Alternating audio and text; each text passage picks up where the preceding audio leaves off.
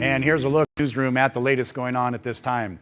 Ontario, Canada was the latest bomb threat seen on the global terrorism watch. This time the terrorist effort, it was halted before it could be executed. Police and SWAT teams in Ontario took things into their own hands and they didn't allow the situation to develop. Snipers executed the bomber before he could detonate the device that was later found in his backpack. One witness describes the action that was quick by police. And online social media response to the event globally has been growing exponentially, praising security and police on their quick action that helped prevent this from being a disaster and another terrorist attack that could have been just a loss of lives in the Ontario area. Well, on the campaign trail in a rally at Fort Lauderdale, Florida, GOP presidential candidate Donald Trump seized the moment to raise the new scandal issue in the Hillary Rodham Clinton campaign called pay to play.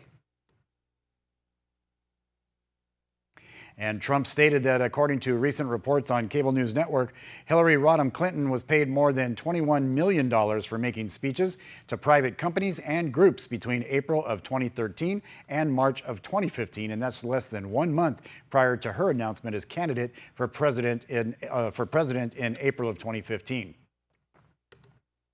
Several witnesses were on the public fifth floor garden balcony when a man got out on the ledge like he was going to make a base jump.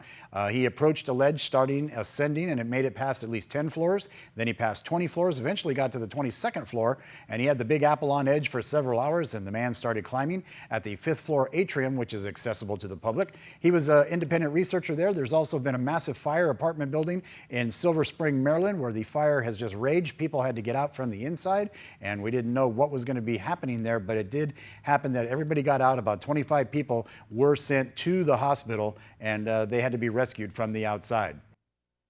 Well, in town locally, Congressman Greg Walden is in Southern Oregon for a couple days, and he's meeting with officials celebrating vets. And his first priority this time was with veterans and Team Overland as they were preparing care packages to send to soldiers in Afghanistan. There at the Wild River Pizza Place, there you see Congressman Walden there, and he's putting these packages together with all these volunteers that showed up. All of these, he signed a personal message to all of the soldiers, and he put together more boxes than anybody at that event last night. And we asked him about what we need to do for our veterans and how we can help them who served us.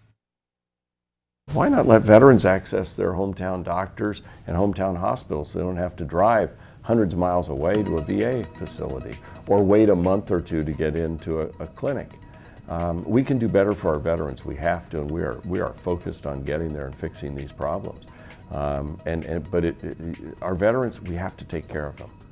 They have taken care of us. They've preserved our freedom. They volunteer and go out and fight in far-off lands.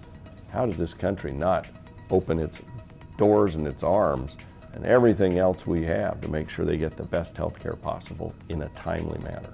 Matthew Havener from Team Overland was thrilled to have his support at the event and back in Washington, D.C. for veterans issues. This all at a time when current administration seems to be shelving their needs aside. Congressman Walden presented Havener with the Congressional Certificate of Appreciation and a flag that's hung.